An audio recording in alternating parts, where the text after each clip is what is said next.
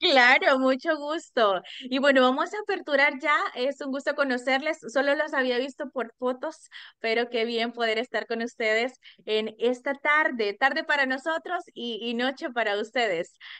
Buenas tardes también, miembros de Junta Directiva, ponentes invitados, profesionales y estudiantes que nos acompañan. Es un honor y un privilegio para nosotros como Instituto Salvadoreño de Contadores Públicos dar la bienvenida y iniciando con broche de oro, aperturando la Semana del Contador ISCP 2024. Como primer punto, tengo el honor de presentar al licenciado Jesús Argueta, vicepresidente del Instituto Salvadoreño de Contadores Públicos, quien nos dará las palabras de bienvenida. Hola, buenas tardes. Es un placer y un honor tener acá este grupo de distinguidos conferencistas internacionales desde Argentina, ¿verdad? Así que bienvenidos. Pues tenemos el placer de saludar a Natalia, a Diego, a Ana Julia y a Camila. Bienvenidos y gracias definitivamente por ese tiempo que nos dan. Y bueno, en nombre del Instituto Salvadoreño de Contadores Públicos y de nuestro presidente Javier Miranda y de los miembros de Junta Directiva, pues les damos una cordial bienvenida. En verdad que estamos muy contentos, ¿verdad? Un año más de poder estar iniciando, ¿verdad? Esta serie de conferencias que pues es la Semana del Contador y pues tendremos una serie de conferencias en el marco de la conmemoración del Día del Contador Público de las Américas, ¿verdad? Nosotros acá en El Salvador, pues el propio es el 17 de mayo, el próximo viernes, donde estaremos celebrando el Día del Contador. Y qué bueno, pues iniciar de esta manera, ¿verdad? Con estas conferencias y decirles a todos los que están, pues que en verdad se conecten, ¿verdad? A las 6 de la tarde, hora del Salvador, hasta las 8, porque creo que al finalizar el día jueves esta conferencia, van a salir igual, van a llevar una serie de aspectos, de experiencia de los diferentes conferencistas que nos van a estar compartiendo cada uno de los cuatro temas. Y bueno, escuchaba ahí en los comentarios para que las criptomonedas es un tema muy importante y específicamente es algo que hoy en día pues tenemos que especializarnos en muchos aspectos. La contaduría pública ha cambiado de tendencia, sigue el cambio, tenemos que mantenernos actualizados con la inteligencia artificial. Así que no me queda más que decirles que bienvenidos todos y todas y los esperamos verlos acá estos 4 días, ¿verdad? Y en la celebración, para aquellos que ya se anotaron, el día viernes, ¿verdad? Donde se va a estar entregando también el galardón del contador público de acá de El Salvador. Así que pasen una linda tarde, un fuerte abrazo y muchas bendiciones. Bienvenidos. Muchas gracias, Jesús. Muchísimas gracias. Continuamos y ya sin dar tanto este espacio también, ya tenemos el inicio de la Semana del Contador con el tema la inteligencia artificial relacionada con la propiedad intelectual y firma electrónica digital. Para ello, ya ustedes ya los escucharon, pero también tengo el honor de poder leer parte. Quizás no, si termino de leerlo completo, creo que continuamos una media hora más porque tienen muchísima experiencia y créanme que para nosotros como institución es un honor poderles tener a ustedes, a profesionales destacados. Desde Argentina nos acompañan y primero voy a leer la hoja de vida de Diego Baldi. Él es especialista en auditoría de proyectos de inversión financiados por organismos multilaterales de crédito, Banco Mundial, BID, entre otros. Investigador de proyectos de asociación públicas y privadas, auditor de proyectos de gestión por resultados, auditor de proyectos de la iniciativa Ciudades Sostenibles e Inteligentes, especialista en auditoría de las TIC. Damos la bienvenida. También tengo el gusto de poder dar la bienvenida a Ana Julia Gavilán, contadora pública independiente y licenciada en administración, miembro de la Comisión de Actuación Judicial del CGCE, investigadora Crypto y Cluster Government de la comunidad Networking Crypto World, consultora de abogados, perito, contadora de oficio en el Poder Judicial de la Nación, docente en nivel medio y posgrado, autora de publicaciones de diversas índoles relacionadas a peritaje y tecnología. También tengo el gusto de presentar a Natalia Baradi, asesora de LegalTech, inteligencia artificial, blockchain, tokenización de activos y criptoarte, abogada y mediadora de la Universidad de Buenos Aires, compliance officer de la Asociación Española de Compliance, responsable legal de Be Humans, empresa de tecnología que se aboca a la creación de personas digitales con inteligencia artificial, promoviendo la eficiencia empresarial a través de una inteligencia artificial ética. Asimismo, tengo el honor de presentar a Camila da Silva. Ella es abogada en también especialista en propiedad intelectual e innovación. Posee un diplomado en gestión y estrategia de ciberseguridad, diploma también en Data Governance. Posee una maestría en propiedad intelectual e innovación y tecnología e innovación, asimismo una maestría en Derecho Internacional Privado. Gracias por acompañarnos y hoy sí, los micrófonos son de ustedes para que puedan desarrollar esta conferencia. Bueno, Diego, te hago el honor de abrir a la Bueno, comunidad.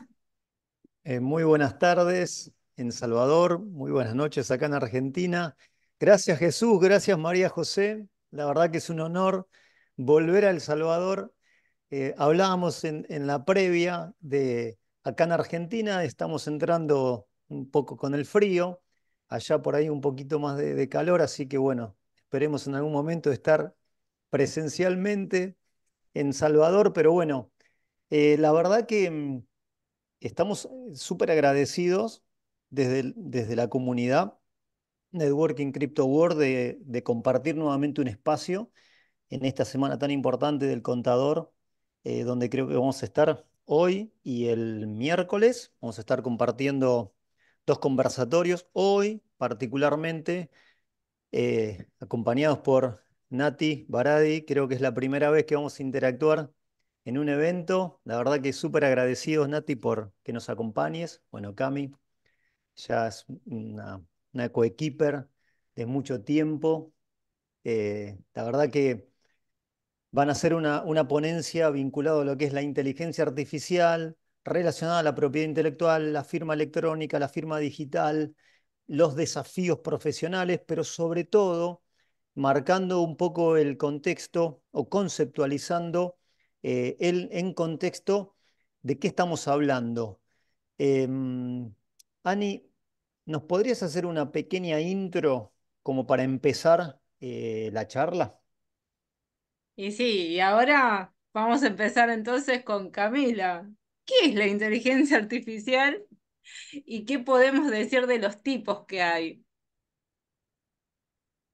Bueno, buenas noches a todos. Nada, gracias como siempre a Ani y a Diego porque siempre están en todas. Realmente es increíble la dedicación que le ponen, tanto para esto como para otros proyectos, como contó Ani con el tema de los chicos en el secundario. Todo suma, así que gracias. Y gracias a ustedes también por sumarse, a todos los que están desde El Salvador. La verdad que es un placer dar estos temas. Y volviendo a la pregunta de qué es la inteligencia artificial y qué tipos de inteligencia artificial hay, y sumo otra pregunta también, ¿no? ¿Qué tipo de inteligencia artificial nos sirven a nosotros también como profesionales? Para dar un poquito más de mi background y spoilear un poquito, les vamos a regalar, o más bien dar la posibilidad de descargar unos lineamientos para el uso ético de la inteligencia artificial generativa en las profesiones. Así que un poquito vamos a hablar de eso. Y volviendo a la pregunta, la inteligencia artificial generativa básicamente es un modelo de inteligencia artificial que sirve para generar contenido de distinto tipo. ¿Y por qué es interesante e importante diferenciarlas de otros tipos de inteligencia? A mí me gusta dar ejemplos bien concretos, como por ejemplo, no es lo mismo desde muchos puntos de vista regulatorios y desde la implicancia práctica, la inteligencia artificial que se utiliza, por ejemplo, para monitorear ciudades o para prevenir delitos, que una inteligencia artificial como ChatGPT o como DALL-E, que se utiliza para hacer memes. ¿Y por qué digo esto? Porque las implicancias jurídicas, los datasets que utilizan, todo es distinto. Los riesgos de su implementación es distinto a nivel sistémico, institucional o democrático. Entonces, ¿qué es lo más interesante o qué es lo que nos sirve mucho y el foco un poco de esta conversación y de los lineamientos? Es aprender a utilizar y a distinguir qué tipo de inteligencia artificial y para qué nos sirve en el día a día a los profesionales, tanto abogados como contadores, esencialmente, y pensarlo un poco en el pequeño profesional independiente que está aprendiendo a utilizar la inteligencia artificial en sus pequeñas tareas, que no es el gran estudio que automatiza o que utiliza inteligencia artificial a gran escala, sino pensado siempre en el pequeño profesional que quiere inmiscuirse, que quiere empezar a complementarse de a poco con inteligencia artificial desde un punto de vista eh, en compliance con las obligaciones y las leyes de propiedad intelectual, con la honestidad académica, con el secreto profesional y una serie de cuestiones que empezamos a notar que pueden surgir en el día a día en el uso de la inteligencia artificial generativa. No sé, Ani, si vamos pasando las diapositivas o si Sí. eh, me excedí de tiempo. 12, no, no, sigamos, tenemos tiempo, porque tiempo es lo que nos sobra, así que porque es un tema muy amplio. Así que entonces, ¿cuáles serían los Perfecto, si pasos, puedo. Cami? Los pasos para empezar a implementar inteligencia artificial generativa. No sé si está pasando yo no veo que esté pasando por las dudas la presentación. ¿No está pasando? Porque yo, la pasé, estamos en la diapositiva, entonces, ¿cuáles serían los pasos? No lo veo yo Ah, no. tampoco. No, creo que ¿No? se quedó congelada. Igual si alguien de la audiencia nos puede confirmar qué es lo que están viendo, por A ver, favor. Sí, se ahora quedó. se va pasando. No, Aún está Yo veo no. la imagen congelada. general, la primera. Volvemos entonces. Puede fallar, como decimos, Ajá. decimos que puede fallar y a veces falla. Así que vuelvo de nuevo. A ver. Sí, me dicen, acá estamos en la presentación. ¿Se está moviendo? Ahora sí. Bueno, perfecto. Como Bien. decimos, puede fallar. Esto es parte del Ajá. aprendizaje. Entonces, Cami, ¿cuáles serían los pasos de este aprendizaje? Ay, ¿podemos volver al anterior, por favor? Sí. Ahí va. Entonces, como les mencionaba, hay distintos tipos de inteligencia artificial. Dentro de esa categoría de inteligencia artificial está la inteligencia artificial generativa. ¿Qué tiene de particular esta inteligencia artificial y por qué nos enfocamos como profesionales en la inteligencia artificial generativa? Y esto es un poquito práctica de o realidad también de quienes pueden acceder a un modelo sistémico o a gran escala de inteligencia artificial, ¿no?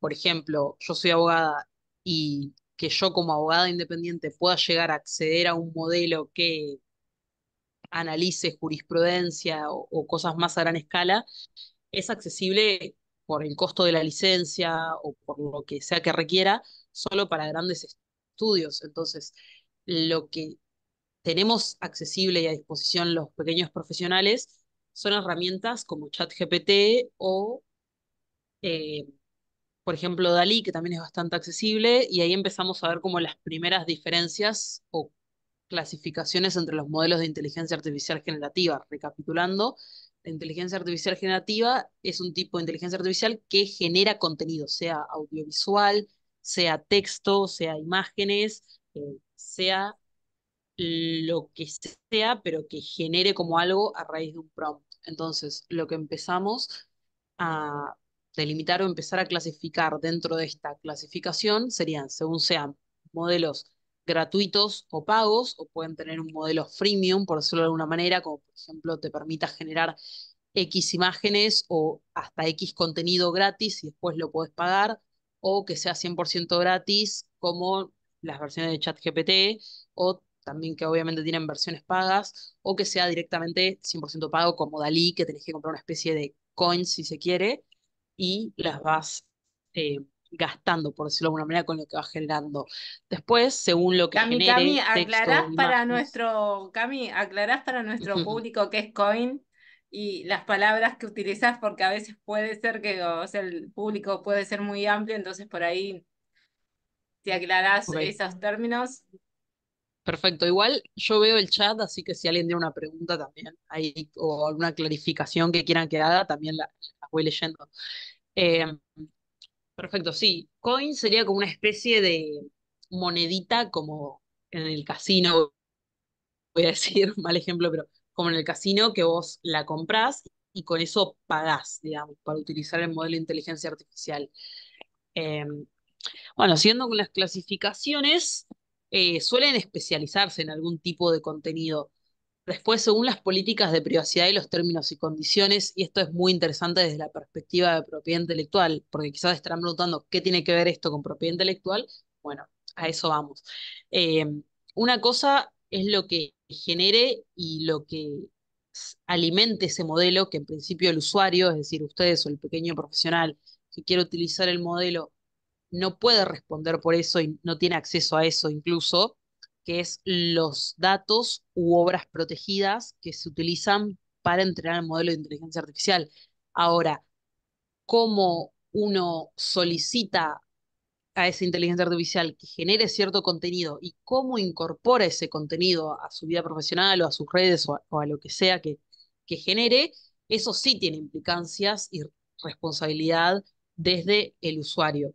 Después mucho se discute también la responsabilidad del usuario, que también viene un poquito limitada por el prompt. Es decir, no es lo mismo pedir algo genérico que pedirle algo que sea similar o que sea una copia, infringiendo la normativa de copyright o de derechos de autor de una obra protegida.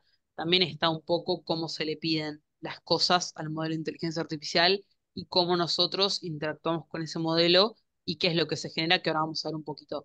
Después, según la actualización del dataset de entrenamiento, es decir, hay modelos de inteligencia artificial que tienen datos hasta determinado periodo de tiempo. La versión no paga de ChatGPT, por ejemplo, tiene hasta 2021. Entonces, todo este tipo de parámetros, si se quieren, son los que hay que tener en cuenta para seleccionar un modelo de inteligencia artificial. Si lo trasladamos a preguntas, serían cuánto quiero pagar, qué necesito generar, qué es lo que necesito hacer con el contenido, porque eso también me va a delimitar un poco los términos y condiciones, si me da una licencia amplia de uso, qué dice sobre el copyright, y todo este tipo de cuestiones vamos a irlas definiendo cuando seleccionamos un modelo. Entonces, como les mencionaba, los pasos se traducen a esto. Definir si estoy dispuesto a pagar o no, también es válido, obviamente. Decidir qué busco generar, quiero una imagen, quiero un texto, quiero una mera idea o sugerencias, qué es lo que necesito generar. Y eso también entra dentro de cómo uno se proyecta profesionalmente y qué es lo que necesita o cómo se adapta la herramienta a su trabajo. Después, analizar los términos y condiciones, es decir, cómo me permite esa plataforma utilizar lo que yo generé sin infringir ninguna normativa, ni los términos y condiciones del producto, que suelen tener sellos de agua, ahora también está muy de moda. Y último, verificar si los datos de entrenamiento son acorde a los que busco. Por ejemplo, si yo le quiero pedir a un modelo de inteligencia artificial que me haga un resumen de una normativa, una resolución que salió hace 2 días, y no le voy a pedir a un modelo de inteligencia artificial que está con base de datos hasta 2021. Como les mencionaba también, el tema de la privacidad.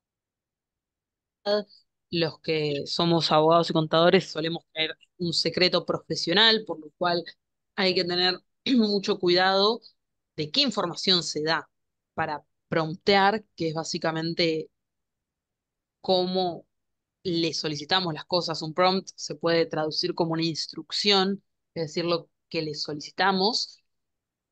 Ese prompt puede llegar a vulnerar la privacidad. No es lo mismo preguntar en genérico que preguntar mi cliente DNI tal XX, porque todo esto siempre tiene que pensarse como si estuviera publicando en Twitter, básicamente. No sabemos, no podemos dar fe de lo que hacen los modelos de inteligencia artificial con la información que nosotros les damos. Entonces, ahí ya empezamos a relacionar el uso con los deberes de cada profesión.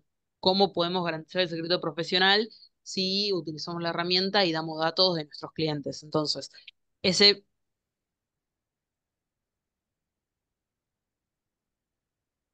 esas Cami, pequeñas cuestiones hacen a ¿podés retomar, Cami? Porque se te cortó como un poco la internet. Uy, ¿en qué parte me quedé? No, simplemente que estabas diciendo ahí qué era lo que se necesitaba. Ahí te quedaste como un poquito congelada. Ok. Recapitulando, el punto importante de privacidad es cómo interactúa eso con nuestro secreto profesional. Es decir, todo esto hay que pensarlo como si lo estuviéramos publicando en Twitter. Es decir, no es lo mismo decir necesito una resolución para un caso X que tengo un cliente que DNI tanto, que vive en tanto, o subirle el PDF con todos los datos del QUID, del DNI, de todo. Es decir, ahí empezamos a delimitar de acuerdo a nuestra profesión, cómo vamos a utilizar responsablemente la inteligencia artificial, de acuerdo a los deberes que tengamos de nuestra profesión. Eso sería el cierre de esto.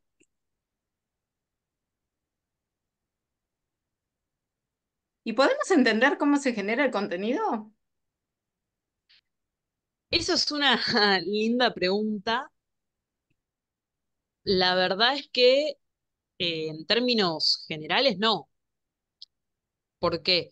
La realidad es que los sistemas suelen ser opacos. Todo sistema técnico suele ser opaco y sobre todo los que terminan siendo con machine learning y redes neuronales, porque se llega a un punto de conexiones tales que no se puede hacer reversa, por decirlo de alguna manera. Llega un punto en el que el sistema mezcla tantas cosas que saber de dónde sacó exactamente cada cosa se vuelve complicado. Entonces, se habla de opacidad en dos tipos de niveles. Puede ser técnica, cuando no tenemos la formación necesaria para entender el proceso, es decir, si yo me pongo a hacer ahora un modelo de regresión lineal sobre datasets X, la verdad es que técnicamente hablando, quizás la mayoría no lo pueda entender. Entonces, tenemos una barrera técnica al entendimiento de ese modelo, sobre todo para el ciudadano común, digamos. Quizás ustedes, al ser contadores, sí tienen más conocimiento matemático, obviamente,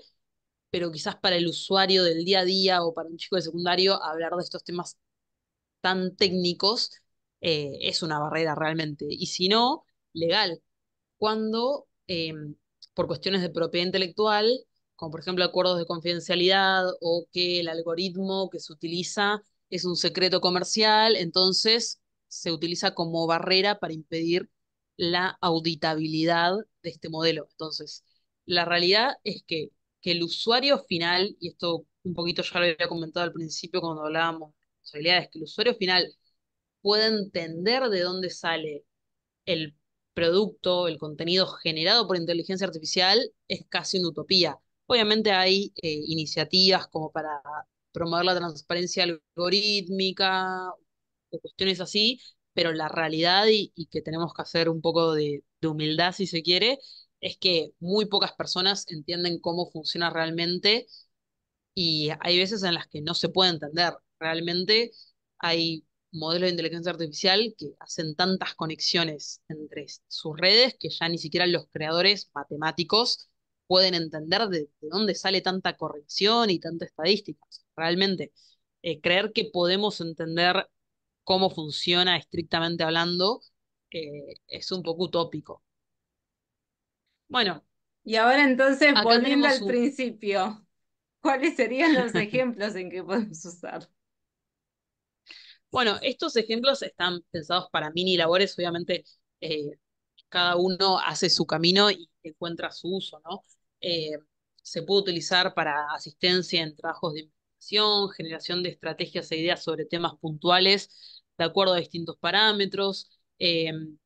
Yo lo he utilizado mucho como si no me encontrara en un momento muy creativo, como para decir, no sé, trabajando quizás con una estructura, decirle a ChatGPT como qué problemas le encontrás a esto, como hacer un roleplay y tener como una segunda opinión también, o como qué preguntarías de este caso, siempre en términos genéricos, ¿no? Pero siempre suma y hay veces que quizás estás como muy cansado y necesitas como más parámetros o cuestiones, o hacer implementación visual de un contenido legal, contable, también que está muy de moda todo lo que es visual law y quizás algo que es muy técnicamente difícil de explicar. Le preguntaba a ChatGPT cómo le explicarías esto a este cliente y capaz surgen ideas. Y también sirve mucho para generar valor agregado al servicio, ¿no? Que también eso es muy importante en estos días. Y después cuestiones también sencillas de marketing.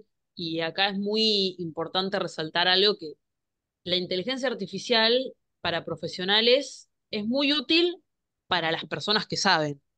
Entonces, obviamente uno siempre va a ser responsable final de ese contenido y de cómo incorpora ese contenido. Nadie va a suplantar el control posterior ni la responsabilidad de utilizar algo, pero realmente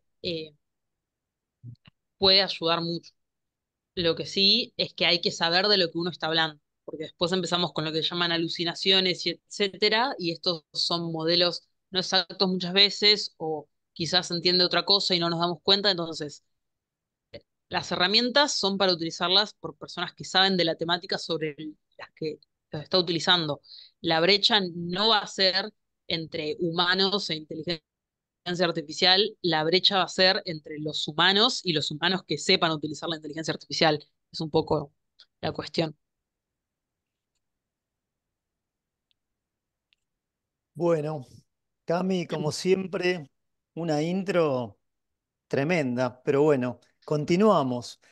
Yo me quedé con las últimas filminas, quizás, bueno, por el dejo nuestro de la auditoría. Em, Quizás cuando hablamos de datos, de evidencia, podríamos decir que una de las más recientes innovaciones que hubo en el campo quizás jurídico de auditoría es la firma electrónica. Y si hacemos un mixeado entre la inteligencia artificial y la firma electrónica, quizás podríamos preguntarnos cómo podría, más allá de alguna manera conceptualizar firma electrónica o firma digital, cómo podría la inteligencia artificial mejorar, mejorar a la firma electrónica. Nati. Bueno, ese es un gran tema porque nosotros acá ya estamos partiendo de una base tecnológica, ¿no? Como es la firma electrónica. Entonces, uno se plantea de por sí la firma electrónica a modo de globalización, digamos, de unificación de comercio y demás, sobre todo después de la pandemia. La verdad es que como eso ya ha sido sumamente aceptado, más allá de que ya podríamos decir que la firma electrónica es antigua. No obstante, eso no implica de que la firma electrónica no sea perfectible o no pueda allanarse. Y bueno, para eso llegó la inteligencia artificial, entre otras cosas, ¿no? Entonces, relacionado con lo que tiene que ver con firma electrónica, a mí lo que se me ocurrió es como abordar tres grandes temas. Uno, los desafíos y mejoras que enfrenta hoy la firma electrónica, porque como les dije, si bien allanó un montón el camino en cuestiones comerciales y demás, hay un montón de temas que todavía creo que faltan pulir y bueno, vamos a tratar de ir viendo eso y qué es lo que podríamos todavía perfeccionar. Después, como cuando llega la inteligencia artificial generativa, ¿cómo puede ayudar al desarrollo de esos retos o de esas dificultades que a día de hoy puede plantear la firma electrónica? Y por último, que esto a mí es un poco lo que más me interesa, el tema de los retos, ¿sí? O sea, ¿a qué nos enfrentamos en un futuro no muy lejano? Digamos, de alguna manera vamos a hablar del futuro hoy en día, estando en el presente, en algo que nos va a llegar próximamente y que sabemos que va a venir. Entonces, la conjunción de eso, bueno, voy a tratar de abordarlo para poder explicarles. Brevemente, como para tomar tres marcos normativos, bueno, la firma electrónica en Argentina tenemos la ley 25506, fíjense que es una ley del año 2001, y el decreto reglamentario, el último que tiene es el 182 del año 2019. En el medio hay un montón de disposiciones y resoluciones de distintos organismos, porque vean ustedes que estamos hablando ya de una ley de casi 23 años, ¿sí? 23, 24 años. Entonces, digo, hubo que ir adaptándola. En El Salvador, bueno, está la ley de firma electrónica del año 2015. Una de sus grandes modificaciones, que también como en Argentina ha sufrido algunas, es el reglamento del año 2018 y por último, en el año 2021, el decreto legislativo 100, que introdujo algunas modificaciones puntuales, pero que fueron puliendo y ayornando el camino de la firma electrónica. Y en Europa está el reglamento 910-2014, que se lo conoce como el EIDAS, que marca los inicios de la firma electrónica de alguna manera para toda la comunidad. Europa tiene un sistema normativo que es primero comunitario y que es de aplicabilidad directa o no, conforme al tipo de norma que sea. En el caso del reglamento es aplicabilidad directa. Y después cada Estado miembro tiene que receptarla, ¿sí? Si son directivas, cada Estado miembro tiene mayor posibilidad de cierta flexibilidad al momento de receptar la norma, pero el reglamento es aplicación directa. Y después la normativa de cada Estado, que por supuesto tiene que ir en consonancia con lo normado a nivel general. Entonces,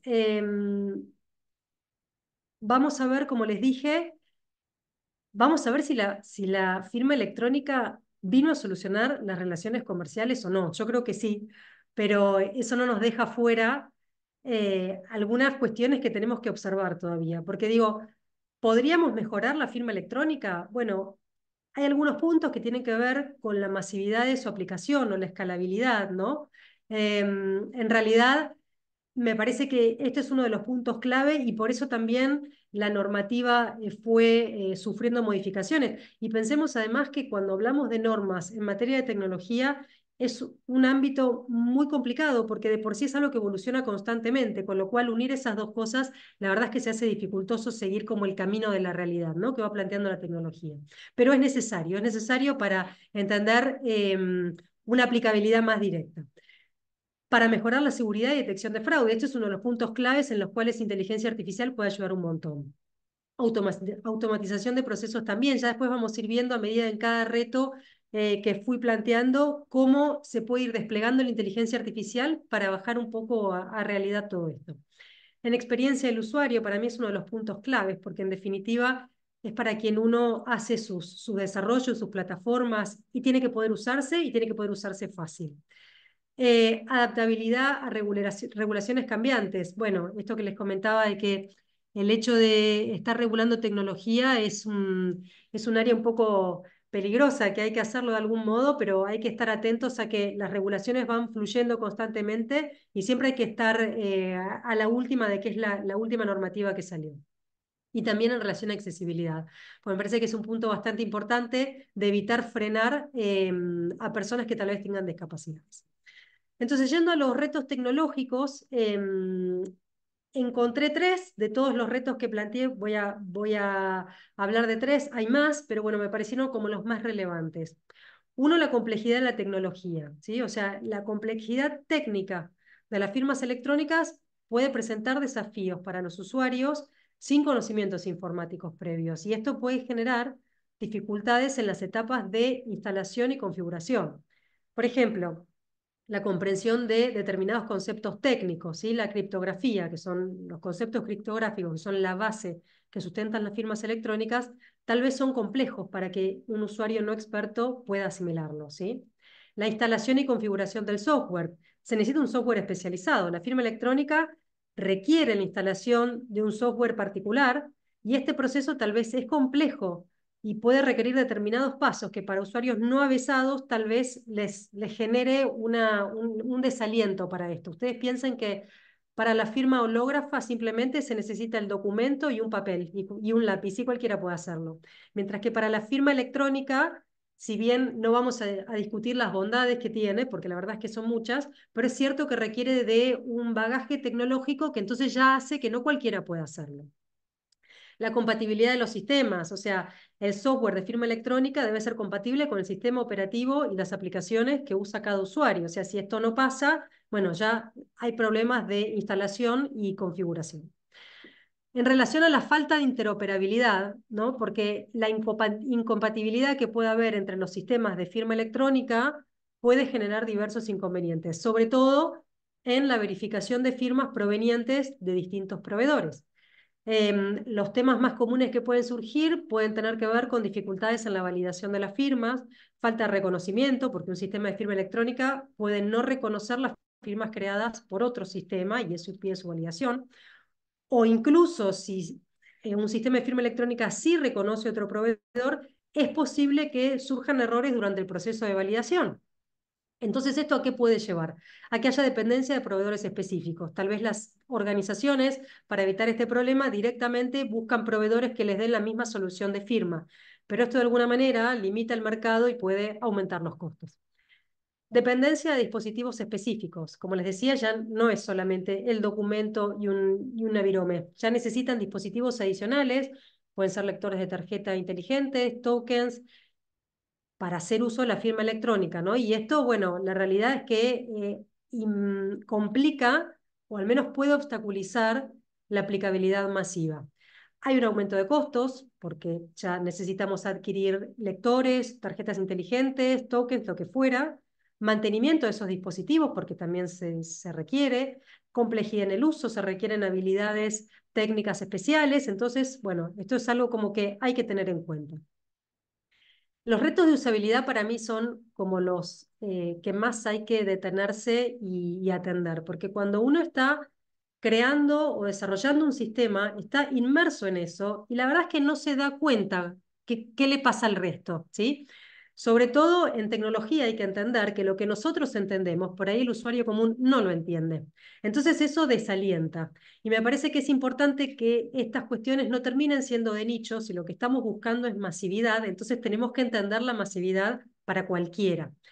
Entonces me parece que es interesante posicionarnos del otro lado a través de experiencia de usuario, departamentos de experiencia de usuario o interdisciplinariamente en los equipos. Me parece que un pasaje de un sistema que estemos creando, un tester de una plataforma, creo que es muy importante en estos casos. Entonces, a ver, ¿qué puede pasar con las interfaces? Pueden ser poco intuitivas para los usuarios. Es un reto, la verdad, que se les presenta el manejo de estas interfaces y se pueden generar gran cantidad de errores en la aplicación, y la realidad es que esto dificulta la experiencia de usuario. La retroalimentación, que puede no estar. Las herramientas de firma electrónica no siempre brindan suficiente retroalimentación a los usuarios. Entonces, al firmar un documento con una plataforma de firma electrónica, nosotros esperamos que el software nos indique que prosperó y que lo hicimos correctamente y está bien. Y no siempre pasa. Entonces, a veces ese feedback falta. ¿Qué puede pasar en ese caso? Bueno, la realidad es que se generan dudas. Si firmamos el documento, si firmamos el documento correcto, si lo firmamos mal, si no lo firmamos, si lo mandamos y en realidad no estaba nuestra firma. Todo esto genera una confusión que en realidad nos lleva a pensar que no sabemos bien qué pasó con el documento. Entonces, me parece importante atender estas cuestiones. Y todo esto también puede generar complejidad, ¿no? Porque los procesos en definitiva, si son lentos, si son complejos, si no son intuitivos, generan, ni que hablar si son múltiples documentos, ¿no? La verdad es que generan disuasión en el uso. Entonces, nada, conspira contra la masividad de la aplicación. Retos de accesibilidad. Acá hay algo que me parece importante destacar, porque cuando uno piensa en accesibilidad, en general piensa en personas con ciertas discapacidades.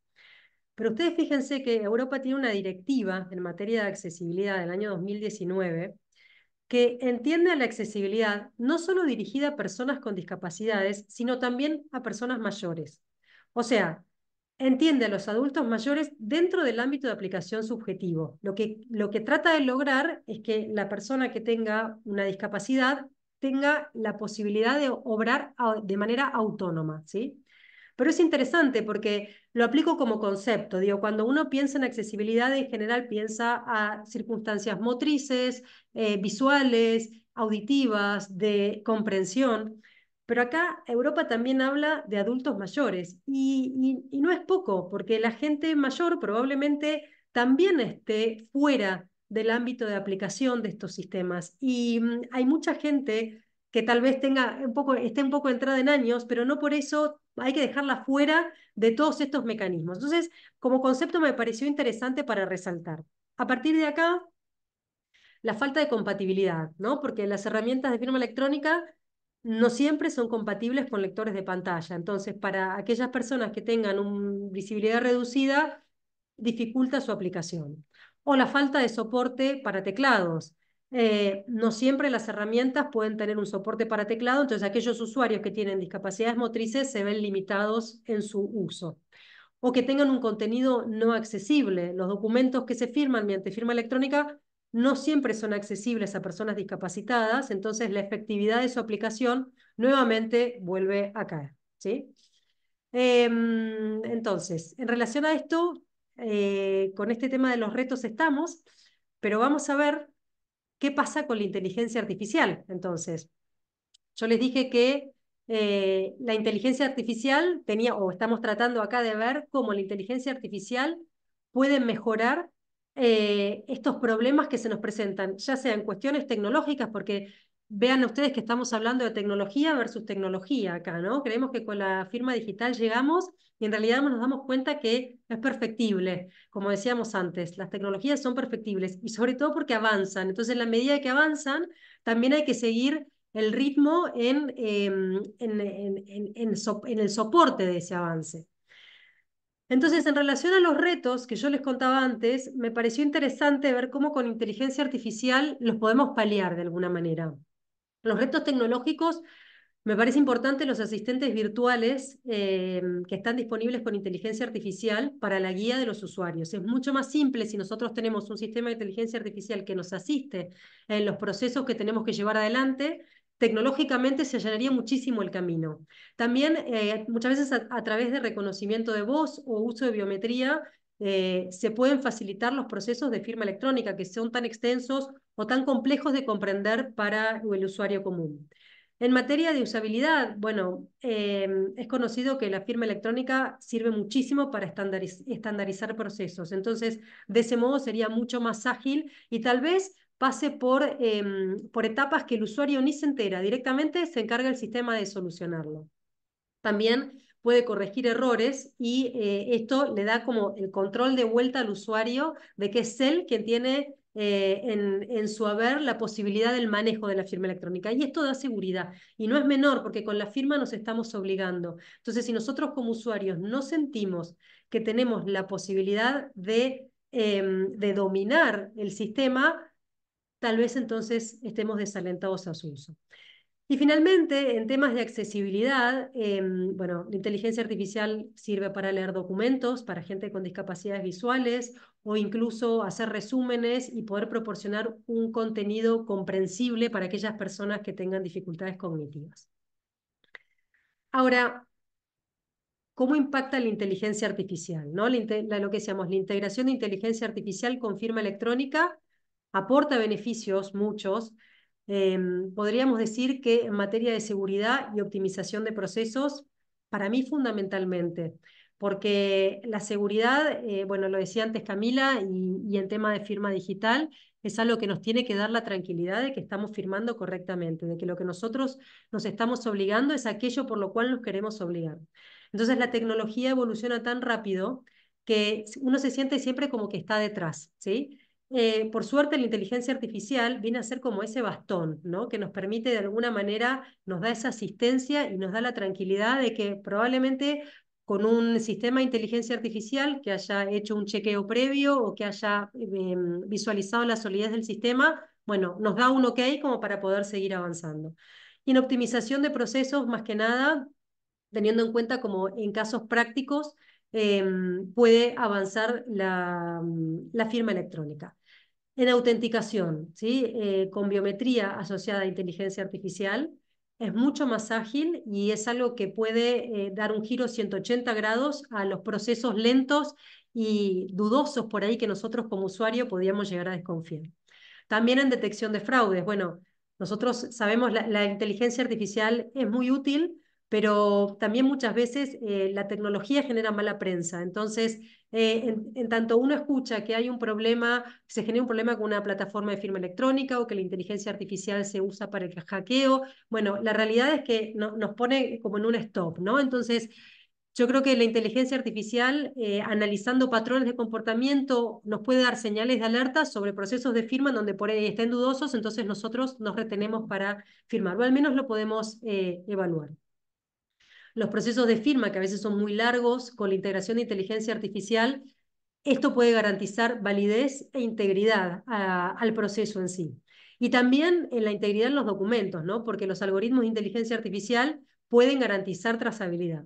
Ahora, todas estas cuestiones, digo, que uno las habla y va marcando los puntos y las cuestiones que son más específicas, cómo bajaría inteligencia artificial, es interesante porque es algo que ya pasa, ¿sí? Hay empresas actualmente que cruzan inteligencia artificial con firma electrónica, hay empresas que cruzan inteligencia artificial, firma electrónica y blockchain y hacen como un bloqueo, digamos, absoluto a la seguridad.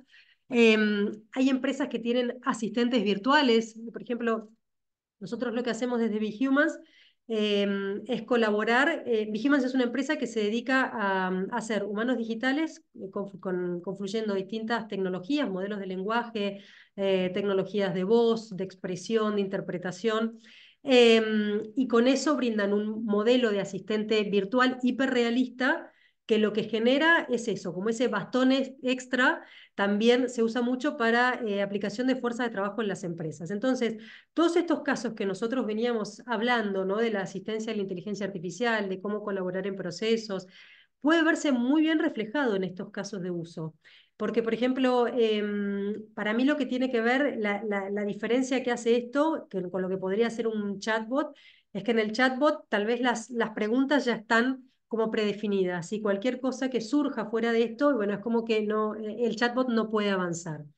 Mientras que la inteligencia artificial aplicada, por ejemplo, a humanos digitales, lo que genera es una interacción. Entonces, algo que donde nosotros nos trabamos, tenemos la asistencia 24/7, siempre de buen humor, no se queja si no entendemos, no se pone mal si no lo podemos solucionar, al contrario, con la misma sonrisa nos sigue tratando de Ideal ayudar. entonces para contadores, Nati, porque que estamos siempre con las declaraciones juradas a las 3 de la mañana trabajando, entonces Vos, nos vos vendría ideal. Sí, vos sabes que sí, y encima lo bueno es que en serio no te genera esa rispidez de sentir que hay alguien que estás incomodando, ¿viste? Porque está para vos para ayudarte. Y esto del hiperrealismo, la verdad es que genera como otra calidez en el vínculo, porque vos vas dejándote asistir, sobre todo en estos casos, ¿no? Por eso digo, es interesante a veces bajarlo a la realidad. ¿Cómo se ayuda a un proceso de firma electrónica? Queda como muy en el aire. Bueno, no. Hoy por hoy hay empresas que trabajan con asistentes virtuales, humanos digitales o lo que fuere, sistemas de inteligencia artificial, que son capaces de que vos lo puedas tener a la par para asistirte en todo, en lo que fuere, ¿no? Completar Pero a formularios, pero ver, digo, Nati, bajémoslo a la realidad, o sea, para que la gente que nos está escuchando, porque a esta hora, suponete, para nosotros casi 10 de la noche, para ellos no, pero ¿cómo sería? O sea, yo tengo mi firma digital, voy a firmar un PDF en esa plataforma que entro y el asistente me dice, mirá, hay algo que ahí no cierra en este documento. ¿Sería una cosa claro. así? ¿Me aparece una voz que me habla? Lo tenés a la par tuya, ¿no? Imagínate, es una asistencia virtual hecha un humano digital hiperrealista. Entonces, primero no solo que te puede prender una alerta, sino que puede ir previamente al proceso. Probablemente vos no entiendas el documento. Entonces, de alguna manera vas logrando que te vaya explicando. No sé, por ejemplo, esto que decíamos que no hay retroalimentación. Entonces se aparece el documento y vos lo firmaste, pero no estás segura si lo firmaste. Entonces el asistente te puede decir, no, no, sí, vos lo firmaste, el documento se envió, ha llegado correctamente. Entonces, la realidad es que a vos te da tranquilidad, porque como que no estás solo en esta, ¿entendés? Entonces, desde antes, si el documento, vos tenés que analizar de por sí el documento o el proceso de firma electrónica, para eso, porque vos entrenás al asistente virtual para lo que sea que necesite, para lo que sea que el caso de uso que vos lo vayas a necesitar. Entonces, vos entrenás un modelo de lenguaje para algo en particular y ese modelo de lenguaje puede estar capacitado para resolver tus dudas en el ámbito que fuere.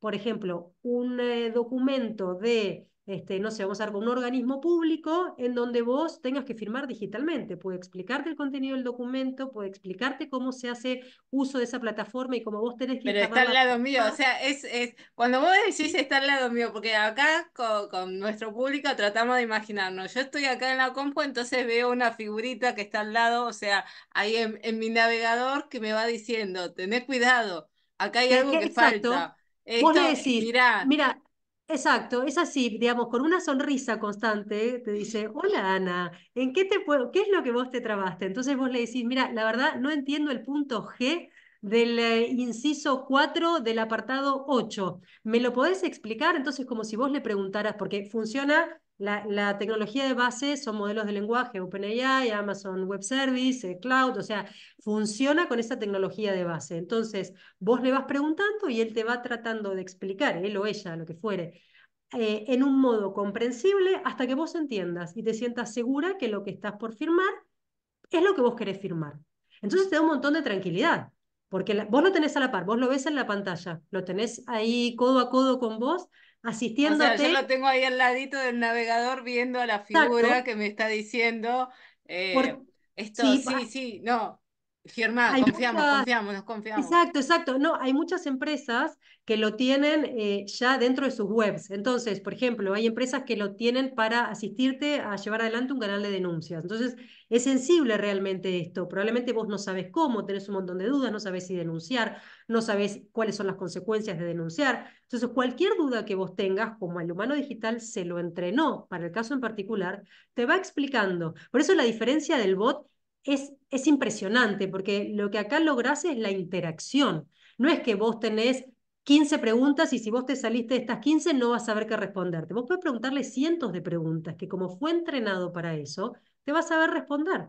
Y siempre te va a responder con una sonrisa, que eso a mí me parece como lo más interesante, ¿viste? Más, más Prueba que de como pasa a pesados. los contadores que siempre trabajamos a la madrugada porque hay cambios y cambios y cambios de normas y nunca nos dejan vacaciones, entonces también trabajamos sábados, domingos, No, así que viene es bien el aliciente. Es muy interesante, es muy interesante. No te sentís solo, la verdad que no. Y además, en serio, es un bastón importante porque uno no sabe todo. Eso no es así. O sea, uno tiene que interiorizarse y bueno, sí, digamos, podés, por supuesto que los documentos que uno firma o los documentos con los que uno se compromete, tenés que tratar de entenderlos, pero no todos somos abogados, contadores. A veces los documentos tienen determinada materia específica que, por más abogada que sea, se habla de un tema de construcción, probablemente yo no lo interprete el documento, o ni siquiera sé que tengo todo el digesto jurídico en mi cabeza, digo, no lo sé. Entonces eso es muy importante porque, por eso digo, me parecía interesante. No que quede en el aire de, bueno, la inteligencia artificial, digo, bajemos a casos prácticos, cómo puede ayudar la inteligencia artificial, cómo podemos valernos de la inteligencia artificial y que sepamos que todo esto pasa, ¿sí? O sea, no, de futuro vamos a hablar un poquito más adelante, No pero es como hoy la presentación que pusimos a Skynet y a Terminator, como eso, diciendo, viene la película, si no, es real. Diego, ¿qué te parece a vos esto? Nos deja pensando, ¿no? Para la próxima vamos a hacer el Humus nuestro. El No, cripto, yo ya me no va a ser el quedé, cripto amigo, el yo me quedé, cripto friends. yo me quedé con el slide anterior, que es el impacto de la inteligencia artificial en la firma electrónica. O sea, me viene a la mente la auditabilidad algorítmica, la evidencia de lo que es la firma y la inteligencia, pero quizás se habló de, digamos, de la resolución, la sonrisa. Vamos a hablar de la sonrisa. Me quedé con la sonrisa que tienen los agentes. ¿Y qué pasaría si en algún momento lograran cierta autonomía? ¿Qué impacto tendría esa autonomía? mira, vos te adelantaste, vos querés traer el futuro un poquito más adelante. No, es importantísimo el tema, porque claro, no quiero spoilearlo, dejo como en el aire. Es Sí. cierto que yo creo que a este punto nosotros no sabemos si le elegimos las cosas porque realmente surgen de nosotros o porque el algoritmo de alguna manera nos lo implantó en nuestra cabeza, ¿sí? O sea, apelamos a los viejos criterios de la publicidad que nosotros no sabemos si lo queremos o es que la publicidad nos hizo que quisiéramos algo determinado. Eso pasa con los algoritmos, pero con cuestiones, si querés, más inocentes, como, bueno, me recomiendan una película o me recomiendan determinada música, pero ¿qué pasa cuando de acá a un tiempo, 10, 15 años, temas que hoy para nosotros son importantes y generan un nivel de obligatoriedad, digamos, mayor, la inteligencia artificial empieza a tomar decisiones sobre eso? Bueno, ¿quién es responsable? Lo podemos hablar más adelante, si querés. Sí. Bueno, entonces ahora vamos. Y vos, Cami, ¿cómo usaste la inteligencia artificial así para que se vayan animando los que nos escuchan a usar la inteligencia artificial? Bueno, yo siempre cuento que mi loguito, esos cocos con la balanza, los hice con inteligencia artificial generativa y la verdad es que siempre me da mucho cariño ver los cocos, ¿no? Pero más allá de los cocos, es una gran herramienta y son unos grandes ejemplos para poner a prueba y ejemplificar esto de tomarse el tiempo para controlar y para corregir o para jugar un poquito con las herramientas, ¿no? eh, y ver mucho de lo que varía cómo le pedimos las cosas. En las primeras imágenes simplemente pedí un coco con una balanza y después fui pidiendo más detalles sobre los colores, sobre la estética, sobre para qué lo quería y los resultados fueron variando muchísimo, como podrán ver. Todo esto lo generé en una noche, un viernes a la noche, en una hora prox, pero lo que ejemplifico con esto es que realmente es muy importante tomarse el tiempo de ser detallado, de verificar si es lo que realmente quería, lo que buscaba, y tomarse el tiempo también de generar algo. Los invito ¿Y ahora esto también, tiene si quieren. copyright? ¿Tiene copyright? ¿Está protegido estos cocos? Es una gran pregunta. La respuesta sencilla sería que no, básicamente, porque hoy en día Alguien ve ningún la página, registro. ve en tu web tus cocos y te los roba, entonces se los copia y pega en su Pero web. ¿puedo hacer un agregado? Quizá Dime, desde el dime. lado artístico. La inteligencia artificial en este logo magnífico, porque bueno, ya los cocos son de la comunidad, digamos, son de Cami, pero son de la comunidad, logró hacer el desarrollo, pero la idea, que en definitiva el último dibujo, lo logrado, fue de Cami. La realidad es, ¿quién tiene la propiedad? Bueno, es una gran apreciación y yo comparto que el modelo de la nada no dijo voy a generar cocos, sino que yo me tomé el tiempo de ir solicitando estos detalles e ir poniendo los puntos o las íes, por decirlo de alguna manera. La originalidad, si se quiere, está en mí. Eso no es discutible, si se quiere. Lo que sucede es que ninguna oficina de registro de derechos de autor está aceptando hoy en día las obras generadas por inteligencia artificial como protegibles bajo derecho de autor. Puede suceder que en un futuro las acepten o que esto siga igual, pero hoy en día, si yo voy con estos cocos y los quiero registrar y digo que los creé con inteligencia artificial, no me los van a aceptar. Eso es lo que está pasando hoy en día. Pero sí, sin duda, todo lo que sea prompt, y por eso volvía también a lo que es la responsabilidad de la persona sobre qué es lo que se solicita, porque así como yo creé algo re original, también podía haber hecho, copiame el logo de esta marca, por ejemplo. Entonces, ahí se puede llegar a dar una infracción de alguna manera dolosa y que se utilice la inteligencia artificial de un modo no tan ético, si se quiere. Pero hoy en día la verdad es que no sería protegible, lo que no quita que lo pueda usar, porque la página con la que lo creé, es decir, con el modelo de inteligencia artificial, en sus términos y condiciones, permite una licencia de uso amplio para lo producido por el modelo. Cuando hablamos de plataformas, y pasa con las redes sociales también, cuando no hay regulaciones, las plataformas se autorregulan, se suele decir. ¿Y cuál es la herramienta de autorregulación por excelencia? Bueno, los términos y condiciones de cada plataforma. Ese es el contrato entre el que utiliza el modelo y el creador del modelo bajo el cual se tendría que regir la relación y la utilización del producto. Entonces, ¿cómo vos vas solicitando lo que querés? Bueno, es todo un arte, primero que nada. Realmente tienen que tomarse el tiempo de ir probando, de ir haciendo como un roleplay, de setear, si se quiere, al modelo de inteligencia artificial, como por ejemplo, quiero que actúes de esta forma o quiero que hagas como si fueras un contador especializado en esta materia, ¿qué opinas de esto? También ese tipo de cuestiones hay que animarse a jugar un poco y hacer como ese diálogo también, pero la realidad es que mientras más precisos seamos, mejor va a salir lo que solicitemos.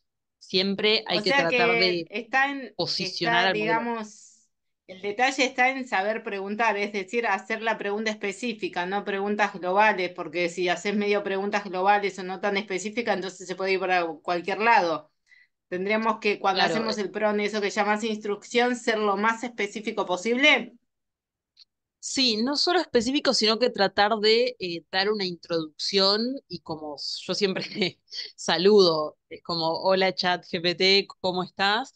Quiero que actúes, por favor, como X. Entonces, hay que saber que todo lo que nosotros le digamos o solicitemos lo posiciona en determinado espectro del conocimiento. Es decir, uno Ah, podría buenos modales, decirle entonces, chicos, acuérdense en también, buenos modales con el chat GTP, nada de groserías, hablamos con cortesía.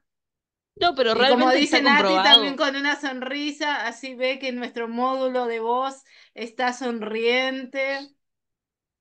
Le No, es que respondemos igual. realmente está comprobado que si se le pide las cosas, por favor, la respuesta es más completa de ChatGPT. Realmente, eh, hablando técnicamente, cuando uno le dice actúa como tal o le marca un campo, lo que está haciendo es delimitar el área en el cual el modelo va a ir a buscar los datos que lo alimentan y de ahí va a salir su respuesta final. Entonces, términos ambiguos, no, sino que la idea es como empezar una conversación, setearlo en un ámbito, en una especialidad o en lo que nos sirva a nosotros para lo que querramos. Por ejemplo, no sé, si queremos generar eh, un plan de marketing para promocionar nuestros servicios contables, bueno, decís, hola, quiero que actúes como un especialista en marketing de servicios contables. Y ahí vas preguntando y solicitando. Pero lo importante es posicionar al modelo, porque si le decís, no sé, hola, quiero un plan de marketing, fin, te va a tirar cosas que quizás no se adaptan. Te va a mandar, no sé, a contratar influencers o cosas más random y no específicas que mucho quizás Aclará no lo que es llega a el servir. término random, porque por ahí Ajá. nuestros oyentes Aleatorio, no saben lo que es aleatorio, random. claro, Bien. aleatorio, como no correlacionada, de la nada, divagues. Bueno, entonces, Bueno, para que nos ir cerrando la idea, termina el concepto de prompts, es instrucción, ¿no? claro, es instrucción o puede ser una pregunta, o sea, es el textito que utilizamos para interactuar con el modelo de inteligencia artificial. Y como les mencionaba, primero siempre se debe posicionar a la inteligencia artificial una especie de roleplay donde se le indica qué rol deberá cumplir, qué es lo que se espera o cuál es el objetivo.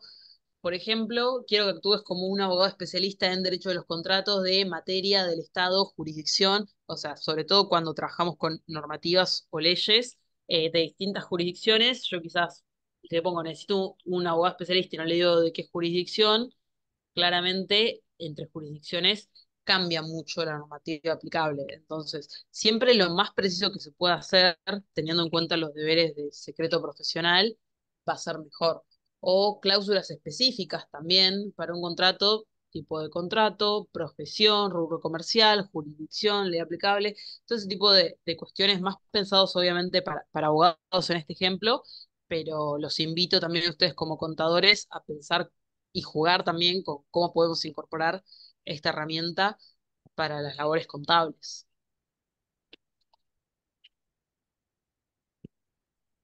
Esto, ¿cómo incorporar contenido? Sabemos Bueno, que no protege, pero ¿hay algo que se puede hacer? sí, en primer lugar, eh, ya lo spoileé un poquito con el tema de los términos y condiciones, ¿no? Primero hay que distinguir qué es lo que se puede llegar a proteger de lo que no. Como mencionábamos recién, lo que protege el derecho de autor es la expresión de las ideas, no protege a las ideas en sí mismo. ¿Y por qué es importante esto? Porque no es lo mismo pedirle una imagen que pedirle una serie de ideas para una campaña publicitaria. Entonces, las ideas no están protegidas por el derecho de autor y si quieren como una respuesta o como un consejo, la forma más segura de utilizar ChatGPT o el modelo de inteligencia artificial generativa es para generar ideas, porque las ideas no están protegidas por derecho de autor. Ya cuando generamos contenido que sea la expresión de esa idea, ya sea texto, ya sea imágenes o cualquier tipo de contenido, la expresión de la idea sí se considera una obra protegida por derechos de autor, salvo que esté generada con modelos de inteligencia artificial, por lo que mencionábamos recién. El tema acá, y como yo personalmente lo veo, el tema no es si la obra que sale final o lo que se generó con la inteligencia artificial está protegido, sino si llega a ser un plagio de algo que sí está protegido. ¿A qué voy con esto? Yo considero que el problema del usuario final no es si el modelo de inteligencia artificial me genera algo que tenga copyright o esté protegido bajo derecho de autor, sino que me genere algo que sea una copia literal de algo y que yo no lo chequeo y que lo incorpore como contenido propio y que después me caiga una demanda por plagio. Entonces, no es tanto si tengo copyright sobre eso, sino el tema de evitar problemas de demandas eh, por infracción al copyright.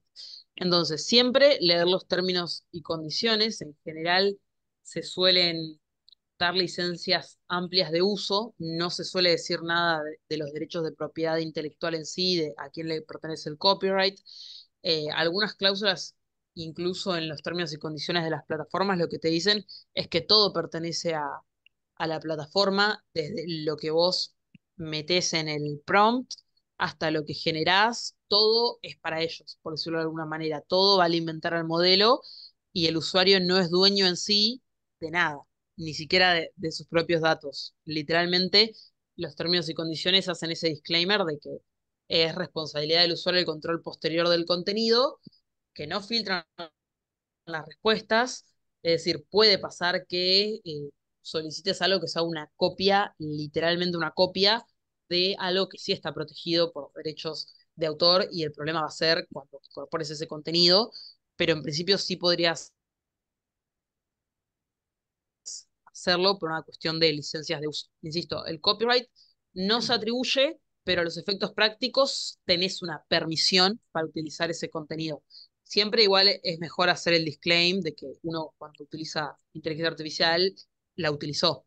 También ahí entramos en cuestiones de transparencia y también en temas judiciales se empieza a ver que los jueces están sacando como lineamientos, si se quiere, en el sentido de que, ok, no hay ningún problema en que utilicen inteligencia artificial, pero tienen que decirlo expresamente cuando presentan un escrito, una demanda, y tienen que garantizar que haya habido un control posterior sobre eso. Entonces, poco Ahora, a poco ¿cómo se estas hace un control herramientas se... posterior de algo tan amplio? Porque, digamos, la inteligencia artificial tiene muchísimas bases para ir viendo de dónde saca y cómo hacemos ese control posterior. Bueno, hay distintas herramientas. Creo que no traje la slide de eso, pero en los lineamientos para una utilización ética de la inteligencia artificial lo van a encontrar. Bueno, ahí está. Bueno, tenemos utilización de software antiplagio, que esto es muy común para los exámenes. Yo he presentado varios exámenes que, spoiler, o consejo más bien, si algún día presentan un examen que tenga que pasar por un filtro de antiplagio, preséntenlo antes, o sea, con tiempo, porque te puede llegar una hora ahí hasta que te escanea el archivo, todo. Eh, es un lindo tiempito, ¿no? A veces uno quiere entregar un examen y dice, lo entrego 2 minutos antes, juega con ese tiempo y no te pasa el filtro y es un tema, pero esos filtros existen, se utilizan mucho para rendir exámenes oficiales antes de que se entregue un examen, te lo pasan por un software de antiplagio, se puede utilizar también para control posterior sobre eh, textos creados por inteligencia artificial. siempre contrastar los hechos con jurisprudencia, doctrina y otras fuentes confiables. Esto quizás es un poquito manual, pero también existen modelos de inteligencia artificial jurídica, si se quiere, entrenados específicamente con datasets jurídicos, seguramente contables también habrá, o si no lo pueden hacer ustedes, pueden descargarse su copia interna de algún modelo y empezar a entrenarlos con datos, pero es un poco la responsabilidad y la proactividad de decir, soy responsable de esto, los profesionales somos responsables de lo que implementamos o de lo que declaramos o presentamos ante autoridades. Podemos tomar atajos, por decirlo de alguna manera, pero eso no elude el control posterior y que nosotros seamos los responsables. Em, También llevar registros de cómo se utilizó la IA en cada etapa, pero esto es como un tema más interno y de un poco de ver qué es lo que se va solicitando, qué es lo que va saliendo, cómo llevar registros propios. En los lineamientos hay algunos ejemplos de estas herramientas y la realidad es que lo mejor siempre es utilizarlas en conjunto. Y bueno, y ahora Diego, ¿qué hacemos, después de todo esto? ¿Puedo hacer una pregunta que ahí me parece que para marcarlo de Cami, más allá, después seguimos con la presentación, la del chat, que por ahí puede venir a colación, o la dejamos para el final y seguimos con la presentación, lo que ustedes me digan. Chicas, ustedes deciden. Nosotros somos Eh, meros moderadores. La contesto ahora si les parece, y Nati, obviamente si querés agregar algo, dice, Dale. ¿qué pasa si la IA me da la mejor respuesta almacenada y no está actualizada la respuesta? ¿Cómo sé que es confiable? ¿Hay alguna certificación de la respuesta? La realidad es que no hay certificaciones en sí, como te mencionaba, los términos y condiciones de cada plataforma te suelen, voy a hablar mal y pronto, ¿no? Se suelen lavar las manos y establecer explícitamente que todo lo que sea control o inexactitud es todo responsabilidad del usuario. El usuario es el último garante, si se quiere, de lo que se generó y es el responsable de chequear información falsa o algo. Como mucho hay sistemas de retroalimentación, pero no hay manera de garantizar que la respuesta esté bien, e incluso con cosas básicas como cálculos. Si a uno alguna vez le pidió, yo le he pedido cálculos de evaluaciones y una proyección de flujos súper simple, ChatGPT te la hace mal y le corregís que está mal y se lo volvés a pedir y lo vuelve a hacer mal. Entonces, como mucho uno puede darle feedback al modelo y esperar que aprenda, pero no hay una garantía de que esa respuesta va a estar bien y todo termina siendo responsabilidad del usuario final, de cómo lo incorpore y cómo lo chequee. No sé, Nati, si querés agregar algo, pero... Sí, no, es cierto. Últimamente estaba viendo que estaban entrenando a Cloud para que aprendiera a decir no sé. Con lo cual, de alguna manera, Gemini ya también, vos le preguntás algunas cosas y te dice, bueno, yo no estoy capacitado para responderte esto, lo cual lo hace mucho más confiable al sistema, ¿no? Porque entender que alguien siempre responda con una certeza absoluta, bueno, me genera desconfianza, porque después uno... Yo no sé si es la manía del abogado que tenés que chequear y rechequear y ultrachequear, pero a veces empezás a encontrar algunas disidencias entre lo que se dice o, bueno, cuestiones que se saben que por ahí son más viejas o de otro tiempo, que alucinaban a extremos, digamos, de decir cosas de gente que realmente no había sido así. Entonces, que vos le hagas una pregunta al chat GPT y de alguna manera te diga, no fui entrenado para esto o no puedo brindarte esta información, a mí me genera tranquilidad. Que el otro que me responde, bueno, va en buen camino, pero es cierto que de por sí, digamos, la responsabilidad va por parte del usuario. Bueno, muy bien. Muchas gracias. Y bueno, vuelvo a la pregunta del anticipo, quizás de la autonomía, pero voy a ir a algo más puntual. ¿Qué aplicabilidades prácticas? Bueno, algo Cami ya anticipó, ya mencionó, pero Nati, ¿podrías darnos algún ejemplo de, creo que había algún caso de los humanos digitales, puede ser? Sí, a ver, en realidad hay varios casos de uso. de acuerdo a las necesidades que pueda tener el cliente. Como te dije, Bihumans lo que hace es focalizar en humanos digitales para fuerza o soporte laboral de empresas. Entonces, dentro de ese marco hay muchísimos casos de uso. Puede ser, por ejemplo, un asistente virtual para educación, en el caso de un instituto que quiere ofrecer asistencia educativa a niños, a personas, o refuerzo en los colegios, para después, a medida que los chicos, que no todos por ahí tienen el mismo nivel de comprensión, en la clase se da un nivel particular, pero después cada uno puede tener su asistencia virtual por su parte. Después casos que tienen que ver con, más con el ámbito de salud, ¿no? En donde posibilitan al médico a encargarse del paciente y el humano digital se encarga de todo lo que tiene que ver con lo que sería por ahí el papeleo o digamos, la focalización en la historia clínica. Y eso hace, que es lo que me parece también maravilloso de esto, ¿no? Esta compensación entre las bondades de la inteligencia artificial y las personas físicas. Entonces, esto que se critica mucho en la fuerza de trabajo, en donde la persona puede desarrollar esa empatía o habilidades críticas que la inteligencia artificial todavía no ha logrado, y dejar ciertas tareas que la inteligencia artificial probablemente sea más expedita que nosotros o le demande menos tiempo. Entonces es como que, digamos, el círculo cierra mucho mejor. Pero eso, digo, son cuestiones prácticas, ¿no? Casos de uso hay muchos.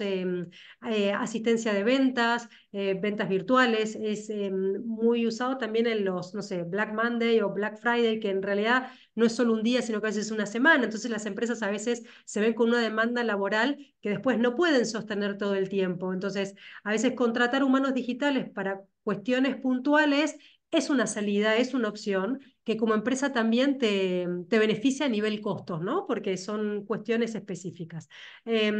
Asistentes de ventas, estos son casos muy comunes y son muy interesantes. Y después hay otros más orientados tal vez a asistencias de personas mayores o niños, entretenimientos, digamos, es muy variado. Pero la verdad es interesante. Ahora, yendo un poco a esto de la autonomía, ¿no? Porque digo,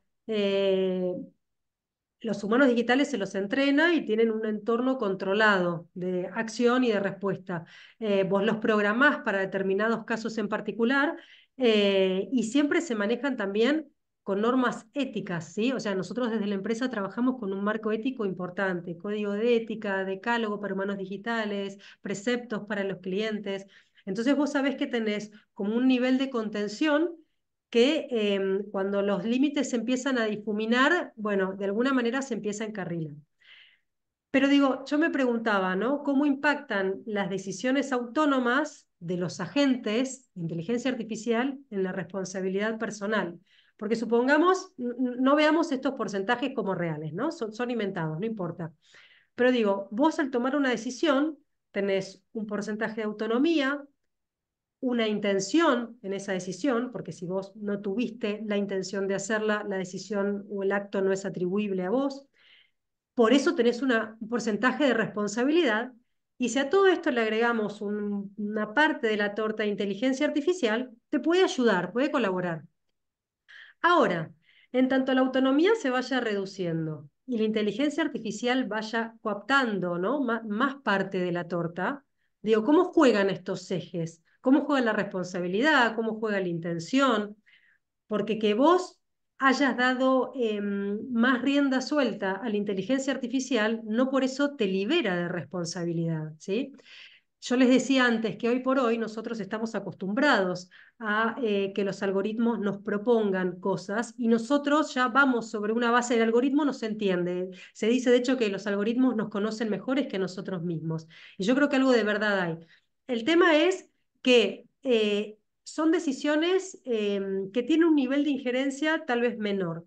Pero de acá a un tiempo se estudia que de acá a 10, 15 años va a haber una injerencia en las decisiones de inteligencia artificial sobre temas más críticos, más sensibles, en donde el nivel de responsabilidad va a ser más grande. Entonces, eh, ahí me preguntaba, digo, ¿cómo hacemos entonces con esto, no? ¿Cómo lo manejamos?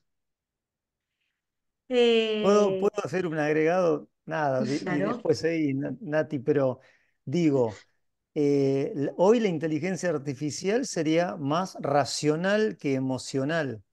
Los humanos quizás tengan su lado de emoción, Sí. no sé si tan racional, pero bueno, tiene su lado más emocional. Quizás cuando empiece a avanzar, si alguna vez avanza lo emocional a nivel de inteligencia artificial, esa torta se fuera como modificando, pero bueno, nada. Sí, es muy cierto lo que decís. Mira, hace unos años hablar de conciencia en la inteligencia artificial era impensado. Unos años, estoy hablando 4 o 5 años atrás, ¿sí? No nos vayamos. La inteligencia artificial, a ver, es vieja, vieja, digo, es de los años 50. No es que no es una tecnología nueva. Lo que pasa es que la tecnología que hay ahora hizo posible la explosión y el acceso que podemos tener todos. Pero digo, es exponencial y vertiginoso el avance que tuvo. Entonces, hace 4 o 5 años era impensado unir inteligencia artificial con conciencia. Hoy no es tan así. Hoy no, digamos, es cierto que todavía los humanos tenemos una cuota de empatía, de habilidades críticas, que todavía, o de razonamiento crítico, que todavía no tiene la inteligencia artificial. A veces escuchaba una conferencia el otro día de una persona que trabajaba en tecnología y decía cómo la inteligencia artificial a veces puede ser tan poco inteligente, porque uno con esa picardía que tiene, con ese razonamiento crítico que tiene el humano, la podés embaucar muy fácilmente, ¿sí? Bueno, cada vez menos, porque se le empieza a, digamos, a brindar a los sistemas o a los modelos de lenguaje esta habilidad de ir tomando más autonomía, y tiene que ver un poco con esto que decís también, de la conciencia y cómo juega todo eso. Sí, sí, claro que sí. Em, Así que Entonces, bueno, ¿es una persona? claro, bueno, es que ¿sabés qué pasa? Eh, yo creo que la inteligencia artificial llegó para poner patas para arriba conceptos arcaicos y cerrados que por lo menos el derecho tenía, ¿sí? O sea, para llegar al punto, o sea, acompáñenme en este recorrido para que veamos hasta dónde los niveles de cuestiones que se plantean hoy nos llevan a años atrás de preceptos y principios que se supone que ya estaban cerrados. Entonces hoy nos tenemos que volver a preguntar estas cosas. Por ejemplo, ¿qué es una persona? ¿No? Yo les digo que es una persona, todo el mundo sabe más o menos responder qué es una persona. Pero para el derecho hay una diferenciación que hace a la obligatoriedad también en la responsabilidad. Por un lado tenemos la persona como cualquier ente, y fíjense que no les dije, no caer por el lado humano, sino cualquier ente capaz de adquirir derechos y contraer obligaciones. Por otro lado, tenemos el hombre, que es un ser biológico, psicológico, este sí, el sustrato físico, y todos los hombres son personas, sin embargo, no todas las personas son hombres. Ahora vamos a ver por qué. Y por último, el sujeto de derecho, que es la persona que actúa en una relación jurídica específica, o sea, la posibilidad de verse imbuido en una relación jurídica. Entre persona y sujeto de derecho hay una relación de potencia y acto. Cualquier persona puede ser potencialmente sujeto de derecho, ¿sí? Em, si querés la que sigue, Ana, Sí, ahí vamos. vamos más sobre... Bueno, genial. Entonces, hoy el derecho conoce dos tipos de personas. Existencia visible, que son las también llamadas personas físicas, naturales, el hombre, lo que hablábamos, y de existencia ideal, que también se la llama personas jurídicas o colectivas de acuerdo al como sea el marco jurídico, ¿no? Que es una organización humana que se conforma a partir de un ente diferente de aquellos que lo integran, ¿sí? O sea, es un conjunto de hombres que tiene una personalidad distinta a cada uno de ellos. Tienen decisiones diferentes, patrimonio diferente, una afectación distinta, sí, pero no deja de estar formada por hombres. Y entre los atributos, que son varios los que tienen las personas, el más importante, el que a mí me interesa para levantar este punto, es el de la capacidad, que es la aptitud que tiene una persona para ser titular de derechos y ejercitarlos. Es importante saber que la capacidad no es que viene dada, nosotros no es que nacemos con capacidad, sino que la otorga o la deniega el ordenamiento jurídico, ¿sí? Y no siempre la tenemos en su totalidad. Por ejemplo, los menores no tienen el ejercicio de la capacidad plena hasta que llegan a la mayoría de edad. Lo mismo con los discapacitados, ¿sí? Entonces, vamos a ver cómo sigue Ana, si podés Sí, pasar, porque por me quedé favor. pensando si era una persona ideal, Ah, una persona ideal, inteligencia artificial, ay, bueno, es que te estás ¿tendrá adelantando. Ahí capacidad? vamos, ahí vamos, ahí vamos. Viste que te dije que hay que reconsiderar todo, claro. Entonces, ¿dónde entra la inteligencia artificial? Ahora, para que un acto sea válido, se necesitan básicamente tres cosas: discernimiento, intención y libertad. El discernimiento hace a la comprensión, ¿sí? A la capacidad que tiene una persona de entender el alcance de sus actos y las consecuencias. O sea, juzga dentro de lo que está bien y mal y en virtud de ello actúa. La intención tiene que ver con el fin, el propósito que persigue una persona al hacer un acto, esa motivación de llevar adelante su manifestación de voluntad. Y por último, la libertad, que es crucial, tiene que ver con la voluntad, ¿sí? Eso que hace que una persona actúe conforme a su propia libertad sin estar sujeta a coacción o arbitrariedad, porque si así fuera, el acto no es atribuible a la persona que lo hizo, ¿sí? Entonces, vamos a la siguiente. ¿Qué pasa ahora? ¿Qué es la inteligencia artificial? ¿Puede ser un sujeto de derecho la inteligencia artificial? Y esto se relaciona un poco con la inteligencia artificial y la responsabilidad civil. La inteligencia artificial y la responsabilidad penal. Puede tener responsabilidad penal la inteligencia artificial. Apareció lo que decía Sana, la personalidad jurídica electrónica, ¿sí? No es una persona visible, no es una persona de existencia ideal. ¿Y qué es entonces? Y para esto me pareció interesante traer a referencia una resolución del Parlamento Europeo de Derecho Civil sobre robótica. Entonces, todas estas cuestiones las vamos a ir tratando en una serie de preguntas que brevemente, no me quiero explayar mucho, pero como para que podamos bajarlas un poco a tierra, que serían la responsabilidad y las decisiones Ah, espera, autónomas. No, no, estás perfecto, ¿eh? Estás en sí, esa. me fui acá. Acá. Vamos a ir respondiendo una a una de estas, ¿no? O sea, inteligencia artificial, responsabilidad y decisiones autónomas. ¿Cómo interactúan estos tres conceptos? Y cómo generan jurídicamente responsabilidad, ¿no? Y a quién las hace. Entonces, una que tiene que ver con la responsabilidad. ¿Pueden los sistemas de inteligencia artificial ser responsables? ¿Quiénes son responsables?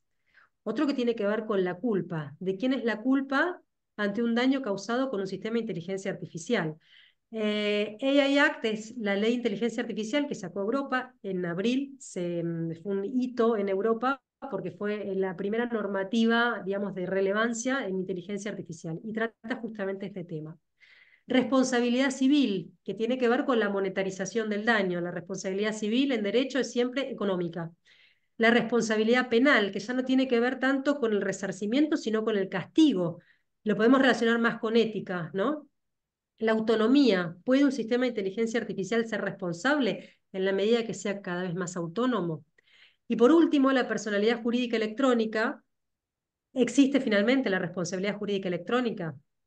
Bueno, entonces para ir respondiendo esto, yo me fui como preguntando, ¿no? Y digo, bueno, ¿quiénes pueden ser responsables? Tiene que ver con las personas físicas y jurídicas, lo que hablábamos antes. A ver, entendamos que el derecho se construyó sobre la base de personas físicas. ¿Sí? Con el paso del tiempo evolucionaron las sociedades, fue necesario crear otro tipo de personas para fomentar el comercio y ostentar un patrimonio distinto a aquellas personas que lo manejaban. Pero aún así, siempre atrás había hombres. Se generaba como esa ficción de que había otra personalidad, pero eran manejadas por hombres. Siempre existía una persona humana detrás. Desde hace años, la Comunidad Europea empezó a pensar en qué pasaría si las decisiones quedaran fuera de la órbita de los seres humanos y fueran tomadas por los sistemas de inteligencia artificial. O sea, esto es un cambio sustancial, porque en realidad el hombre deja de ser el centro de estudio, al menos, digamos, no desde el hombre parten los actos, ¿sí? O sea, hay otra entidad, otro ente más que hay que ponerse a estudiar. ¿De quién es la culpa, decíamos, si se causa un daño con un sistema de inteligencia artificial? Esto tiene que ver con lo que la ley de inteligencia artificial europea llama responsabilidad a lo largo de la cadena de valor. El artículo 25 habla de esto y focaliza en el usuario y el daño que se le puede causar. La ley de inteligencia artificial tiene 4 o 5 ejes básicos. Uno es un enfoque basado en el riesgo y el resarcimiento del usuario. Lo que busca la ley es que el usuario no quede indemne, así que ese daño no quede en el aire. Pero siempre la ley, a día de hoy, busca la responsabilidad en una persona humana. Entonces hay responsabilidad civil. ¿Quién paga por esto? Esto se relaciona con la resolución del Parlamento Europeo de normas de derecho civil sobre robótica. En el año 2017, el Parlamento Europeo emitió una resolución de normas de derecho civil sobre robótica y plantea un marco evolutivo que la verdad es bastante interesante, porque le va asignando autonomía a los sistemas de inteligencia artificial y robótica y entiende que los sistemas pueden fallar y pueden causar daños. Entonces, proponen un marco para brindar seguridad jurídica tanto a las empresas que fabrican sistemas de inteligencia artificial como a los usuarios finales. Entonces, pone especial atención en la respuesta económica de ese daño. ¿Quién responde? ¿De qué modo se responde? Una de las cuestiones que entiende como una salida viable es la posibilidad de que se permita respaldar los sistemas de inteligencia artificial a través de un seguro de responsabilidad civil, o la idea de crear un registro de robots para que, bueno, que pueda tener alguna especie de scoring también y de calificación positiva o negativa en el caso de que se genere un daño. Ay, Ahora, Nati, antes de que siga, te hago una pregunta porque esto me llama a la reflexión, ¿no? Estás hablando que le quieren dar autonomía, pero siempre cuando, digamos, porque digamos, quien crea la inteligencia artificial estaba haciendo un negocio, digamos, ¿no sería que también el que recibe todo ese flujo de ingresos por esta inteligencia artificial también sea responsable si algo falla? Como recibiste el flujo de ingresos, también te tiene que salir el flujo de ingresos. sí. Porque si no es como decir, o sea, porque en definitiva la inteligencia artificial no está recibiendo el dinero de lo que se produce. Yo como contadora siempre busco la ruta del dinero, como quien dice. Es que es así, o sea, el esquema que vos estás planteando es el que se recepta a hoy. La ley de inteligencia artificial se aprobó hace un mes, el 13 de abril, y plantea el sistema este que vos estás mencionando. Siempre tiene que haber, ya sea el proveedor, el creador, quien despliega el sistema, quien genera alguna modificación que imprima algún grado de importancia en ese sistema. Lo que tratan de hacer es que aquel, digamos, que de alguna manera dio origen a ese sistema de inteligencia artificial, no corte el vínculo, ¿sí? O sea, tratan de buscar siempre el nexo causal entre el sistema de inteligencia artificial y la persona física, porque consideran que de alguna manera la responsabilidad está ahí, ¿sí? No importa quién fue, si el proveedor, el creador, el que lo intervino, el que le puso el punto final, pero alguien en toda esa cadena tiene que haber. Es más, plantea un sistema de colaboración dentro de esa cadena. O sea que hoy está así, tal como vos decís. Estas normas que yo hablaba del sistema de un seguro, de inteligencia artificial o de un registro, se crearon en el año 2017. O sea, vos fíjate, por eso digo, cómo uno de alguna manera tiene que ponerse a pensar en el futuro. A ver, no podemos negar que las innovaciones se dan de golpe y uno tiene que acomodarse a lo que pase, ¿sí? En la revolución industrial, de golpe desapareció el trabajo en el campo, aparecieron las máquinas y la gente corrió a las ciudades. Con la inteligencia artificial, de alguna manera pasó cuando explotó el chat GPT, entonces de golpe para el usuario común tenía acceso a inteligencia artificial. Pero lo que tenemos que entender es que este es como la punta del iceberg. A partir de ahora se van a plantear un montón de cuestiones que van a venir. Entonces yo creo que tenemos una posibilidad única de entender que no va a haber vuelta atrás, porque lo cierto es que, a ver, vos hoy no podés vivir sin una computadora, vos hoy trabajás con una computadora, vos hoy te manejás con un teléfono, ya no existe, o sea, los abogados de dos generaciones o tres tal vez atrás mía, escribían con máquina de escribir. Yo no puedo entender cómo pensaban, porque te altera hasta la lateralidad del pensamiento. Entonces yo ya no puedo pensar sin una computadora. Dentro de poco nos va a pasar lo mismo con inteligencia artificial.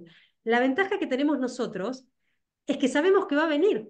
Entonces, unámonos a eso. O sea, por eso digo, cuando en Europa piensan en el año 2017 de autonomía de sistemas de inteligencia artificial. A mí me parece asombroso, por eso lo quise traer, porque realmente están diciendo, bueno, esto va a pasar, veamos de qué manera podemos, el impacto no se, primero, no genera un impacto negativo, y segundo, de qué manera nos podemos acomodar, ¿no? Porque creo que de algunas cuestiones no hay vuelta atrás. A lo sumo es elegir el camino, pero evidentemente van a pasar. Es un poco lo que decía Camila antes, ¿no? O sea, la brecha va a estar en quien tiene el acceso y puede manejar inteligencia artificial y quien no. Entonces, cuanto antes entendamos esto, me parece que salimos ganando, pero son cuestiones que creo que van a pasar. Bueno, Entonces, retomando un poco responsabilidad penal, vos fíjate, hoy te parece impensado endilgarle responsabilidad penal a un sistema de inteligencia artificial. Esto se relaciona con la libertad, la conciencia y la imputabilidad, lo que hablaba antes de la capacidad. Por eso digo que pone patas para arriba conceptos que ya estaban arraigados y que se creían que no se iban a volver a hablar más en el derecho. La capacidad como atribución de responsabilidad, ¿sí? Una persona o un sistema capaz de obligarse y de ser responsable. Acá se debaten otro tipo de cuestiones, ¿no? Que tiene que ver también con si el sistema puede adquirir libre albedrío o lo que decías, Diego, antes de la conciencia. Hoy no se le atribuye conciencia a un sistema de inteligencia artificial, pero sin embargo se está estudiando, ¿sí? Se está estudiando la capacidad de imprimir conciencia o ir entrenando a los sistemas a medida que van logrando mayor empatía. Vos no te olvides que los sistemas se retroalimentan y retroaprenden, digamos, y a medida que van generando mayor empatía, ¿por qué no pensar que un sistema de inteligencia artificial va tomando conciencia, ¿no? Y va pudiendo interactuar desde otro lugar? Hay muy pocos ejemplos de inteligencia artificial en materia penal. Uno que es muy conocido, que es del año 2018, es el caso Uber, en donde era un auto autónomo que atropella a una persona y la mata. Lo que pasa es que venía, de todas maneras, había un conductor, ¿no? Entonces lo que pasa es que el auto estaba como, digamos, manejando de manera autónoma. Después de mucho tiempo de investigación, la Agencia de Transporte de Estados Unidos determinó que no fue culpa de la inteligencia artificial, sino del conductor que estaba al volante y tendría que haber controlado el sistema mientras manejaba. Pero esto es 2018, ¿sí? 2030, no lo sabemos. No por eso claro. vamos a dejar de pensarlo.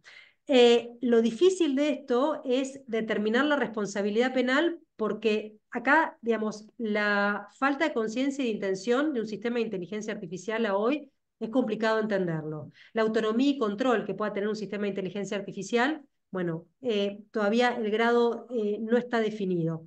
O lo mismo el nivel de imputabilidad. Imagínate si hubiese que modificar todo el sistema sancionatorio de un país, digamos, sería muy complejo.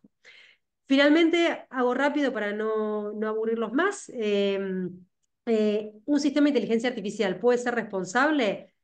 Bueno, el interrogante entonces es si puede ser sujeto de derecho o no, ¿sí? Los derechos no es que es algo que existe y ya están en la naturaleza, sino que se van dando.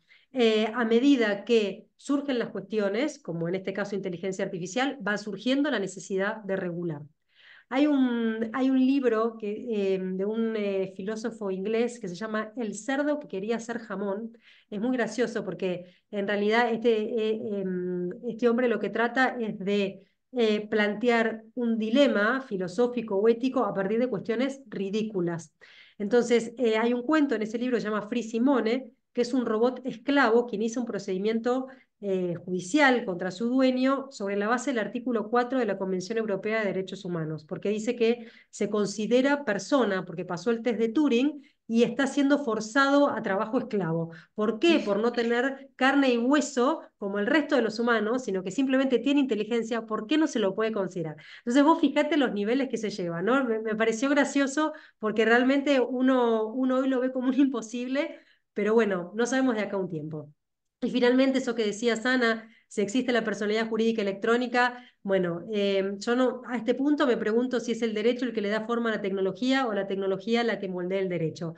La verdad, no lo sé. La personalidad jurídica que puede tener una inteligencia artificial claramente no es humana, porque no se le pueden dar derechos humanos, sino más bien derechos desde un punto de vista monetario o económicos. no es una persona jurídica porque detrás de ella no hay hombres. Entonces es una figura que yo creo que se va a tener que pensar en tanto avance el grado de autonomía de los sistemas de inteligencia Hay artificial. que seguir la ruta del dinero, hasta el dinero digital. Veremos ahí en qué cobran los humans. Digamos que podríamos decir la ruta de la autonomía acá. Sí. Bueno, agradecemos, la verdad, increíble, ¿no es cierto, Diego? No tenemos palabra por esta disrupción de la disrupción. No, Así que, María impresionante. José, si estás por ahí, abrimos ahora al debate o preguntas que tengan. Acá tienen los datos de Nati, si quieren tomar el contacto. Ya paso los datos de Cami y Cami va a dejarles a usted un manual de buenas prácticas en inteligencia artificial. También le vamos a dejar un paper que habla de criptoarte también porque está todo evolucionando y tenemos que ver cómo los nuevos desafíos que implica en todo esto para los contadores, cómo nos posicionamos. Y si tienen alguna pregunta más, ay, se me fue, ¿vieron? Puede fallar, está loca la tecnología. Ahí está, me voy acá. Ahí está. Listo. Mu- Muchísimas gracias. Ahorita por acá me acaban de colocar una pregunta y dice, ¿puede la IA poner en riesgo falsificación de certificaciones, firmas electrónicas? ¿Se tiene alguna forma de identificarlo? La licenciada Dalia Rodríguez. Esa ya la habíamos contestado, pero si quieren, chicas, la vuelven a cerrar y a repetir porque ¿se acuerdan la pregunta que estaba en el chat por si quedó alguna duda? Sí, tenía que ver un poco lo que decíamos, lo que hablábamos de los sistemas, que de alguna manera, cuando uno se le pide alguna cuota de, digamos, de autenticidad a lo que da la inteligencia artificial, bueno, de alguna manera, primero depende del sistema que nosotros tengamos y segundo, eh, tener en cuenta que la inteligencia artificial todavía alucina, ¿sí? Decíamos que a Cloud se lo está entrenando para que empiece a responder no sé. Y eso de alguna manera genera más confianza con el resto de la información que sí creemos que es fiel. En relación a la firma electrónica, los beneficios, o sea, yo voy por el lado del beneficio. Inteligencia artificial me parece que en lo que tiene que ver con detección de fraudes o estandarización de procesos o, por el contrario, encontrar tal vez distintas alertas o señales de duda en cuanto al sistema de firma electrónica, para mí son todas positivas. Bueno, ahí ahora lo estamos viendo, ¿no? Creo que agobiamos con tantos temas. Sí, vamos a pasar, ahí Camila va a pasar el link para que ustedes vean el manual de lineamientos de la utilización de inteligencia artificial. Por lo menos nos vamos contentos en que no se fueron, siguieron la media de los asistentes que estaban, seguimos en 90. Así que eso quiere decir que, o sea, fue interesante, asusta y entonces todavía hay que seguir trabajándolo. Sin duda alguna, fue muy interesante y no sé si tienen alguna otra duda. Aprovechando, acabo de habilitar también micrófonos por quien desee dar su comentario antes de finalizar. Tenemos unos minutitos.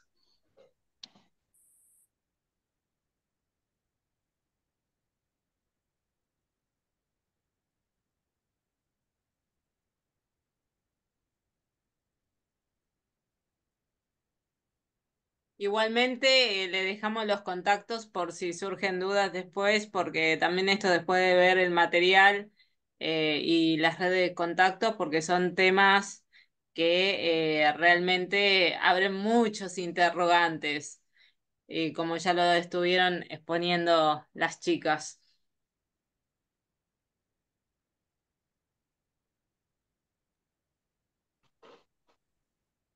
Gracias por todos los agradecimientos. Estamos muy contentos de que les haya sido de utilidad.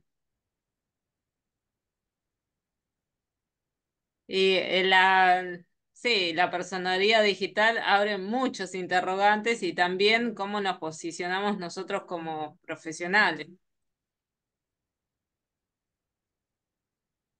Sí, es algo que vamos a tener que al menos saber, que vamos a tener que ponerle cabeza.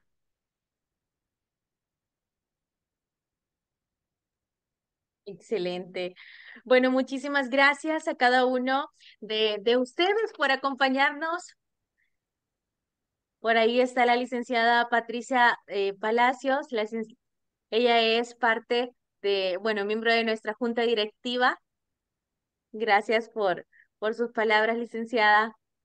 Y asimismo agradecerles a cada uno de ustedes que, por cierto, van a estar próximamente también en esta misma semana con nosotros. Así que agradecemos sus aportes brindados este día y recuerden que el día de mañana continuamos con el tema de sostenibilidad y responsabilidad social. Y ya el día 15 de mayo continuamos con desafíos disruptivos para los profesionales del futuro, donde nuevamente nos acompañarán Ana Julia, Natalia, Diego y Camila. Nos vemos el Así que, 15. Primero Dios. Sí. Adelante. bueno, Gracias. muchísimas gracias a todos. Buenas noches acá. Nos vemos el 15 a seguir con otros temas también para seguir pensando entre todos. Adiós. Gracias. Nos vemos. Adiós. Gracias a Gracias. todos. Feliz noche. Gracias.